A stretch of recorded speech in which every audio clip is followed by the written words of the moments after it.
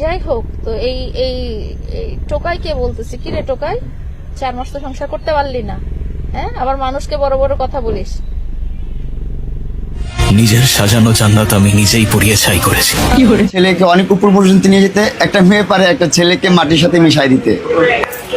বউ হচ্ছে একটা নিয়ামত, বিয়ে একটা নিয়ামত। বিয়ে শাদী করলে রিজিক, আল্লাহর বরকত কোন দিক দিয়ে চলে আসবে এটা বলা যায় না। আমি উমরা করে আসছি কিছুদিন আগে। বিভিন্ন ড্রাগসের সাথে জড়িত, আর সে নিজের টাকায় খায় না, তার বিভিন্ন ভাই ব্রাদার আছে, সে সবাইকে ম্যানিপুলেট করে। সে ছেলে মেয়ে সব ধরনের মানুষের সাথে সে তার অনেক ভালো সম্পর্ক সে মেনটেন করে। আপনারা মিডিয়াতে ওকে যেভাবে দেখেন। প্রিয় দর্শক, ইতিমধ্যে আপনারা ভিডিওর গুরুত্বপূর্ণ অংশবিশেষ দেখে ফেলেছেন। আরো কিছু গুরুত্বপূর্ণ তথ্য আমাদের হাতে রয়েছে, সেগুলো তুলে ধরার চেষ্টা করব। তার আগে অনুরোধ করব, যারা এখন পর্যন্ত ভিডিওটিতে একটি লাইক দেননি, অতি দ্রুত ভিডিওটিতে একটি লাইক দিয়ে চ্যানেলটি সাবস্ক্রাইব করবেন। কথা বাড়াবো না, চলুন আগে আমরা সরাসরি ভিডিওটি দেখে আসি। একটা লাইভে এসে ওই যে একজন বলতেছিল যে 55 বছর বয়সী বুড়ি মহিলা, তুই কি জানি বলে, সংসার করতে পারলি না। হ্যাঁ, আমি তো তাও 22 বছর সংসার করছি, তোর তো 4 মাসও টিকলো না। হ্যাঁ, তুই এত কচি হয়ে তাহলে কি লাভ হইলো? তোর যে 4 মাসও সংসার টিকলো না। তুই নিজেকে যে কি মনে করে আল্লাহ জানে, আল্লাহ তাআলা জানে নিজেকে তারা কি মনে করে। হ্যাঁ, বলে কি যে 50 বছর বয়সী মহিলা, তোর সংসার টিকলো না। আরে আমি 22 ইয়ার্স সংসার করেছি এবং আপনার সাথেও 4 বছরই ছিলাম। তোমার তো 4 মাসও টিকলো না যে সংসার। এখন তুমি কই? দাঁড়াও, কথাগুলো সুন্দর করে বলি, দাঁড়াও। হাসি পায়, বুঝছো? তার তার দুর্দশা দেখলে আমার হাসি পায়। বলে না যে মানুষের হাসতে হাসতে হাসতে হাসতে মরে যায়। কি রে? হ্যাঁ, তুই মানুষের বাসায় এসে লাইভ করে আবার সংবাদ সম্মেলন করিস। এখন কি হইতেছে তোর জীবনে এগুলা? হ্যাঁ, কি হইতেছে? আমাকে বলে তাকে নাকি আমি 4 বছর আমার বাসায় বন্দি করে রেখেছিলাম। তারপরে যখন তার ওই যে ওয়াইফ বলতেছিল যে আমাকে মেরে 4টা মাস আমাকে বাসায় বন্দি করে রেখেছে, মুখের দাগগুলো ঠিক না হওয়া পর্যন্ত বের হতে দিত না, মানে দাসী বানিয়ে রেখেছিল বাসার। তো সেটার উত্তরে আবার তুই বললি কেমন করে 4 মাস মানুষকে দাসী বানিয়ে রেখেছে। তুই যেমন করে 4 বছর বলছিস যে তোকে নাকি আমি 4 বছর ধরে আটকায় রেখে দিয়েছিলাম। কত বড় ফাউল হইতে পারে একটা মানুষ দুনিয়াতে, যে একে না দেখলে বোঝা যায় না যে কত বড় একটা ফাউল হইতে পারে। আর প্রতিটা কথায় বলে কি, হ্যাঁ যদি এটা সত্যি না প্রমাণ পান তাহলে আমার গালে 2টা জুতা মারবেন, যদি এটা সত্যি প্রমাণ না পান তাহলে আপনি যেই শাস্তি দিবেন। আর সবগুলাই তো সত্যি প্রমাণ পাওয়া গেছে, তোরা এখন কে জুতা মারবে আর কে তোরে যা ইচ্ছা তাই শাস্তি দিবে? কারো তো টাইম নাই, কারো তো রুচি নাই। নর্দমার কিট, ওয়ার্ম অফ ড্রেন, না ড্রেনের ওয়ার্ম, নর্দমার কিট একটা, টোকাই, বস্তি, ছাপরি, যত সব। রিভেঞ্জ অফ নেচার তো আছেই, তারপরে না দুনিয়ার মানুষই তোরে শাস্তি দিবে। হ্যাঁ, আর ওই যে আপনারা যারা টিকটকে বসে তাকে ওই যে গিফট দেন, ভাই আপনাদের টাকা পয়সা বেশি হয়ে গেলে এতিমখানায় দান করেন। হ্যাঁ, আপনাদের যদি টাকা পয়সা বেশি হয়ে যায়, আপনাদের যদি ধন সম্পদ বেশি হয়ে যায়, এই টোকাই, ছাপরি, অপরাধী, প্রতারককে দিবেন না। আপনাদের টাকা পয়সা আপনারা গরিব লোককে দান করেন, আপনাদের টাকা পয়সা আপনারা জাকাত দেন, আপনাদের টাকা পয়সা দিয়ে আপনারা ভালো থাকেন, আপনারা বেড়ান, একে টাকা পয়সা দিবেন না।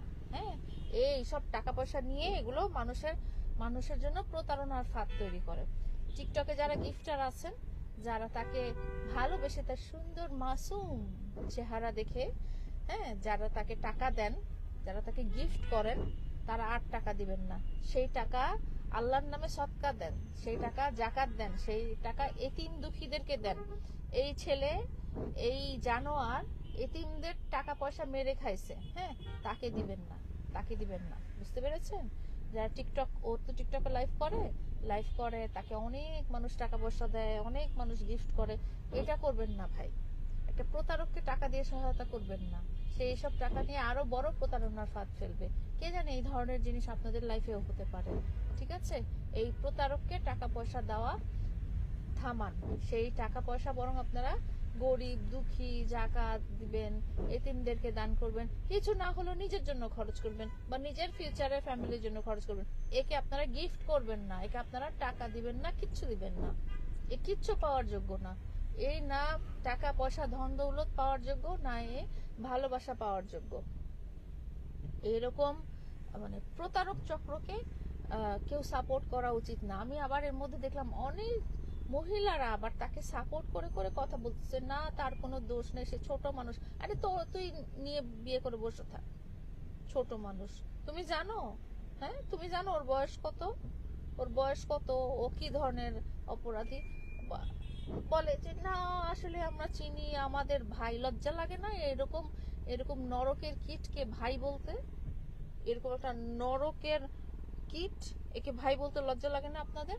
যেসব মহিলারা ওকে সাপোর্ট করেন, আপনারা টিকটকে বসে বসে, টিকটকে লাইভে বসে বসে ওকে সাপোর্ট করেন, তাদের লজ্জা হওয়া উচিত। এরকম নর্দমার পোকাকে, হ্যাঁ এরকম কি বলবো, সমাজ নষ্টকারীকে, এই ধরনের অপরাধীকে, এই ধরনের প্রতারক চক্র, সংঘবদ্ধ প্রতারক চক্রকে কখনো সাপোর্ট করা উচিত না। যারা বড় বড় গলায় একে ভাই বলেন, তাদের প্রতি মানে লজ্জা লজ্জা লজ্জা। আপনারা কোন মুখে এই ধরনের মানুষকে ভাই বলেন?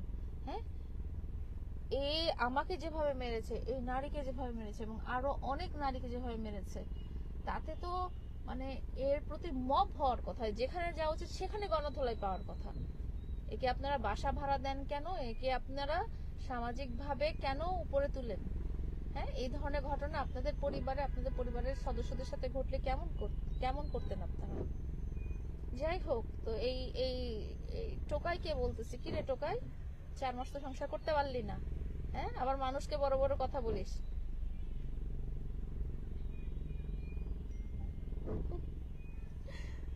আর কিছু বলবো না, আর কিছুই বলবো না।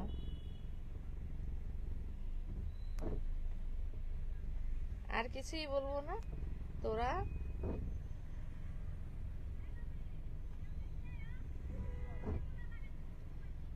তুই তোর শাস্তি এই বেঁচে থাকতেই পাবি, এই দুনিয়াতে বেঁচে থাকতেই পাবি, বুঝছিস? তুই তোর শাস্তি দুনিয়াতে বেঁচে। আর যেসব আপুরা, ভাবিরা, খালাম্মারা ওর সাপোর্ট নেন না, তাদের জীবনে এরকম লোক আসা উচিত। তারাই নিয়ে যান, কোলে নিয়ে বসে রাখেন। যত সব ও সব সময় বয়স্ক নারীর পিছনে ছোটে কেন? কোনো নারীর পিছনে ছোটে না, ও ছোটে টাকার পিছনে। ঈদ মোবারক, ঈদ মোবারক। প্রিয় দেশবাসী, আপনাদের সকলকে জানাই লায়লা খালার পক্ষ থেকে ঈদ মোবারক। কি ভাবছেন আজকে তো ঈদ না, তাহলে কেন ঈদ মোবারক? আসলে আজকে আপনার আমার কারোর জীবনেই ঈদ না, কিন্তু আমার লায়লা খালার জীবনে আজকের এই দিনটা ঈদের চেয়েও বেশি স্পেশাল। আজকের এই দিনটা লায়লা খালার জীবনে অত্যন্ত খুশির একটা দিন, কারণ খালা বিগত দিনগুলোতে লাইভে এসে অনেক কান্নাকাটি করেছেন একটা টোকাইয়ের জন্য। খালা অত্যন্ত একটা ভালো পরিবারের মেয়ে, এবং তার যে এক্স হাজব্যান্ডগুলো ছিল তারাও অত্যন্ত ভালো পরিবারের সন্তান ছিল। কিন্তু কি জানেন, খালা টোকাইয়ের সাথে মিশে তার জীবনের অর্জিত যত সম্পদ আর সম্মান সবটাই হারিয়েছিলেন। তারপরও খালা অন্ধের মতো এই টোকাইয়ের পিছনে ঘুরেছেন, টোকাইকে পাওয়ার জন্য শেষ পর্যন্ত তিনি দুয়ারে দ্বারস্থ হয়েছেন। কিন্তু আফসোস, তারপরও খালা সেই টোকাইটার মন পেলেন না। টোকাই খালাকে ছেড়ে অন্য একটা মেয়েকে বিয়ে করেছিল খুব ধুমধাম করে, এবং ফেসবুকে এসে সেই বউকে দেখিয়েছিল সবাইকে। সেই বউয়ের নাম হচ্ছে মোহনা। সেই মোহনা গতকাল রাতে ফেসবুক লাইভে এসে টোকাই স্বামীর বিরুদ্ধে যে অভিযোগগুলো করেছেন সেগুলো হুবহু লায়লা খালার সাথে মিলে গেছে। তার মানে কি, লায়লা খালার রং ছিল না। লায়লা খালার ভুল হয়তো এটাই ছিল যে একটা টোকাইয়ের প্রেমে পড়া। খালার এটা উচিত হয় নাই। খালার উচিত ছিল খালার সেম বয়সী অথবা খালার চেয়ে একটু বড় বয়সী, খালার মতোই একটা ভালো পরিবারের একটা ছেলেকে পছন্দ করা। কিন্তু খালা আবেগের বশে ভুলবশত ওই টোকাইয়ের প্রেমে পড়ে জীবনের সব কিছু হারিয়েছেন। আর টোকাই সেই সুযোগে গাড়ি বাড়ির মালিক হয়ে গেছেন। খালার কাছ থেকে সে কোটি কোটি টাকা হাতিয়ে নিয়েছেন এবং খালা যখন তার আবদারগুলো পূরণ করতে পারছেন না তখনই খালাকে মারধর করছিলেন। এমনকি খালা ওকে পাওয়ার জন্য বিভিন্ন ব্যাংকে লোন করেছেন। আর সেম ঘটনাটাই ঘটেছে আবার সেই মোহনার সাথে। মোহনাকে বিয়ে করেছে এই টোকাই মামুন। মোহনারও আগে বিয়ে ছিল, সব কিছু জেনে শুনেই তাকে বিয়ে করেছে এবং সেই মেয়েটাও মোটামুটি বয়স্ক একটা মেয়ে। কিন্তু কারণ কি, ও সব সময় বয়স্ক নারীর পিছনে ছোটে কেন? ও কোনো নারীর পিছনে ছোটে না, ও ছোটে টাকার পিছনে। আসলে টোকাই তো, সেখান থেকে ও যতদূর উপরে উঠেছে সবটাই ওর বদবুদ্ধির খেলা। ওর মাথায় এত দুষ্ট বুদ্ধি যার জন্য এতটুকু উপরেও উঠতে পারছে মানুষের সরলতাকে পুঁজি করে। তো কোনো সুন্দরী ভদ্র ভালো ঘরের মেয়ে তো আর ওর প্রেমে পড়বে না। যখন কোনো মেয়ের হাজবেন্ড থাকে না এবং একটা ছেলের কাছ থেকে অনেক বেশি কেয়ারিং যত্ন পায়, তখন সে কিন্তু ভাবে না যে আসলে এই ছেলেটার কি আছে। সে চিন্তা করে আমার অনেক কিছু আছে, ও যদি আমাকে ভালোবাসে সেটাই আমার কাছে অনেক বড়। তাই সে নিজের সর্বস্ব উজাড় করে দেয় তাকে পাওয়ার জন্য। আর ওর হলো যতক্ষণ ও পাবে ততক্ষণ, কিন্তু যখন ওর পাওনা শেষ হয়ে যাবে তখন ও কেটে পড়বে। আর ওর আরেকটা কমন ডায়লগ হচ্ছে কি, ও যখন কারো জীবন থেকে চলে যায় তখন তাকে মানে একেবারে বেশ্যা বানিয়ে দিয়ে চলে যায়, যেটা লায়লা খালার বেলায়ও করেছিল। ও প্রতিনিয়ত নেশা করে লায়লা খালাকে মারতো। আর সেম ঘটনা ও এই মোহনা মেয়েটাকেও মেরেছে। তাকে 4 মাস ঘর বন্দি করে রেখেছে যাতে সে মিডিয়ার সামনে না আসতে পারে, কাউকে কিছু না জানাতে পারে। এবং যত প্রমাণ ছিল ওই মেয়েটার কাছে সব প্রমাণগুলো মামুন নষ্ট করে দিয়েছে, ফোন থেকে ডিলিট করে দিয়েছে, যাতে ওই মেয়েটা কিছুই কাউকে না দেখাতে পারে। আসলে এর কি কোনো বিচার নাই? এর কি কোনো বিচার হবে না? আমি এর আগে একটা ভিডিও দিয়েছিলাম মামুনের পক্ষে, মামুন লায়লা খালার হাত থেকে বাঁচতে চায় সেজন্য। কিন্তু কি আজ আমি বুঝলাম যে আমার ওই ভিডিওটা দেওয়া ঠিক হয়নি। লায়লা খালা ওকে ভালোবেসে সবটা দিয়েছে, বিনিময়ে সে সব কিছু খাওয়া যখন শেষ হয়েছে তখন সে চলে গেছে। এজন্যই খালা তাকে আটকে রাখতে চেয়েছিল, যেহেতু ওর জন্য খালা নিঃস্ব হয়ে গেছে। এখানে খালার দোষ ছিল না। তবে হ্যাঁ, ভুল তো অবশ্যই ছিল, খালা ভুল করেছেন, কারণ খালার সাথে ওই টোকাইয়ের সাথে যায় না।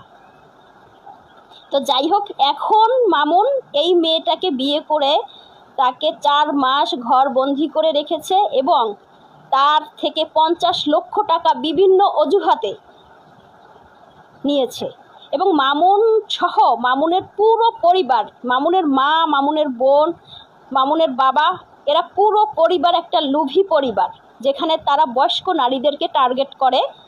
আর ছেলের সুন্দর চেহারা, হ্যাঁ ছেলের সুন্দর চেহারা দিয়ে আর দুষ্ট বুদ্ধি দিয়ে এই পরিবারটা বয়স্ক মেয়েদের সব টাকা হাতিয়ে নেয় শুধুমাত্র টোপ ফেলে।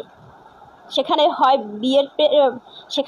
বিয়ের টোপ, নয়তোবা প্রেমের টোপ। তো এখানে শুধুমাত্র মামুন একা দোষী তা কিন্তু নয়। আমি চাই মামুন সহ মামুনের পুরো পরিবারকে আইনের আওতায় আনা হোক। আর কত মেয়ের জীবন নষ্ট করবে এই ছেলেটা, আর কত মেয়েরা ওর জন্য নিঃস্ব হবে। লায়লা খালা যা কিছু বলেছে সবটা সত্য, এবং লায়লা খালা বড় বাঁচা বেঁচে গেছে। ও যে খালাকে একেবারে শেষ করে দেয়নি সেটাই ভালো। খালার একটা সুন্দর জীবন আছে, বাচ্চা আছে, তাদের জন্য খালাকে বাঁচতে হবে। এই মেয়েটার পাশে আজকে আপনারা সবাই দাঁড়ান। এই মেয়েটাকে প্রচুর মার মেরেছে, 4 মাস আটকে রেখে শারীরিক, মানসিক এবং কি তাকে বিভিন্নভাবে টর্চার করা হয়েছে, তাকে ভয়ভীতি দেখানো হয়েছে যাতে মিডিয়ার সামনে সে মুখ না খোলে। কিন্তু শেষ পর্যন্ত এই মেয়েটা বাধ্য হয়েছে। এখনো কি আপনারা এই টোকাইয়ের পক্ষে থাকবেন? আপনারা কি এখনও টোকাইয়ের পক্ষ নিয়ে কথা বলবেন? প্লিজ এগুলো বন্ধ করেন। আর কোনো মেয়ের জীবন যাতে নষ্ট না হয় সেজন্য এই পরিবারটাকে আইনের আওতায় নিয়ে আসেন। আশা করছি পুরো ভিডিওটি আপনারা মনোযোগ সহকারে দেখেছেন এবং এখানে কি বলা হয়েছে সেটাও বুঝতে পেরেছেন। তো এই বিষয় নিয়ে আপনাদের কি মতামত অবশ্যই কমেন্ট করে জানাবেন। তো চলুন পরবর্তী ভিডিওটি আমরা দেখে আসি। ছেলেকে অনেক উপর পর্যন্ত নিয়ে যেতে একটা মেয়ে পারে একটা ছেলেকে মাটির সাথে মিশাই দিতে। সো আমি আমার সহধর্মিণী যে আছে আমার বউ, তাকে খুব ভালোবাসি, তার প্রতি আমি খুবই লয়াল, তার প্রতি আমি বিশ্বাস রাখি, আর আমি আল্লাহর প্রতি বিশ্বাস রাখি। বউ হচ্ছে একটা নিয়ামত, বিয়ে একটা নিয়ামত।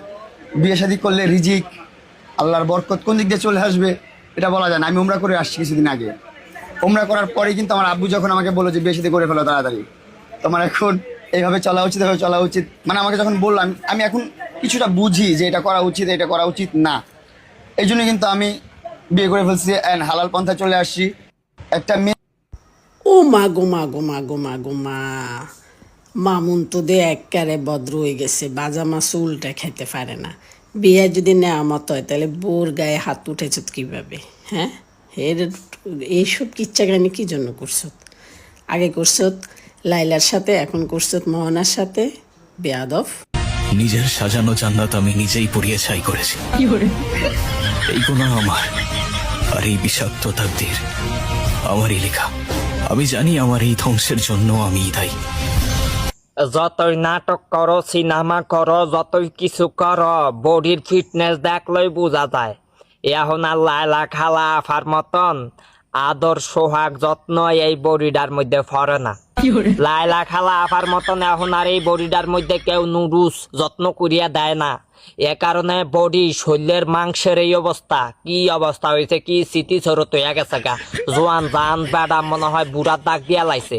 লাইলা খালা আফায় বুড়া হইল কি হইব, যত্ন জানতো বুঝ হয়ে যায়। লাইলা খালার মতন এমন যত্ন কেউ করে না।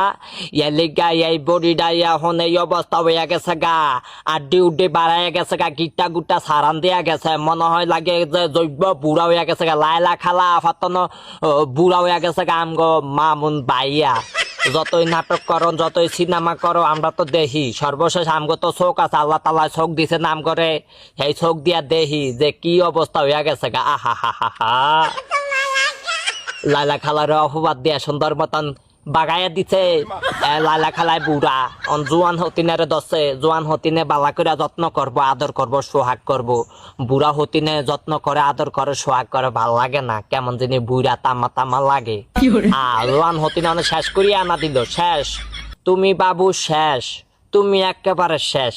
তোমার ভিতরে আর কিছু নাই, তুমি শেষ, তোমার শেষ অবস্থা, তোমার ভিতরে কিছু নাই। জোয়ান হতিনে সব শেষ করিয়া লাইছে। হ্যাঁ, দর্শনা জোয়ান হতিন অনার নুডুস আদর করিয়া খাবিয়া দেয় না। হ্যাঁ, বুড়া খালার মতন নুডুস আদর করিয়া যত্ন করিয়া খাবিয়া দেয় না। এই বডিটার মধ্যে বুড়া খালার মতন যত্ন পায় না। বুড়া খালা যেইভাবে যত্ন করছে, আদর করছে, সোহাগ করছে, কি সুন্দর টনটন এক যুবক হইয়া গেছিল গা, এক নায়কের মতন, হিরোর মতন চেহারা হইয়া গেছিল গা। আগে এমন সিয়ন ট্যাংরা ট্যাংরা আসছিল। লাইলা খালা হয় যত্ন করিয়া, সোহাগ করিয়া, তিলে তিলে এই বডিটারে নায়কের মতন বানাইছে। আর কয়েকটা দিন যদি লাইলা খালা আফার লগে থাকতো, তাইলে এইটা একেবারে সাকিব খানের ফেল করিয়া লাগছে। সাকিব খানের ওভারটেক করিয়া ফার হইয়া যাইতো গা। দোদ দিয়া গেছে, নয়া খাইতো, নতুন খাইতো, নতুন দত্ত গেছে, নতুন দত্তে যাইয়া একেবারে হিরো তো নয়া গেছে গা, জিরো জিরো হইয়া গেছে গা। দেখা যায় কিরকম এটারে, দেহ তেলামুটটা নায়ক এত নয়া গেছে গা, আমগো হিরো আলম কাকার মতন হইয়া গেছে গা। হ্যাঁ, আহা হা হা হা, আফসোস লাগে, আফসোস লাগে। তোমার কি আফসোস লাগে না? হ্যাঁ, তুমি একটু আয়নার মধ্যে যায় ছায়া দেখো তো, তুমি কি বডিটারে লাইয়া ছাইয়া এইভাবে অভিনয় করো যে, কি বডিটা আসিল আগে, এখন কি বডিটা হইছে দেখো না? নাকি আল্লাহ মাহফুজ জানেন, নাকি আঙ্গ লাইলা খালা আফার লিগে টেনশন করতে করতে এই অবস্থা হয়ে গেছে। আহা হা হা হা হা হা হা হা, মাত্র খাইতে যদি উঠে সাইলছো না একটা নায়ক, নায়ক অনেক ফাতলা খান হয়ে গেছে। কোনটাই আসিল সাকিব খান, অনেক গেছে ফাতলা খান। এইবার বুঝো, লাইলা খালাই আসিল একদম রত্ন, রত্ন আসিল, রত্ন আর আয়ালাইছ। বুড়া দেখে কি হয়েছে, বুড়া দেখে কি হয়েছে, রত্ন আসিল, তোমার লিগা রত্ন আসিল। রতনে রতন চিনে কয় না, তুমি রতন না, এলিগা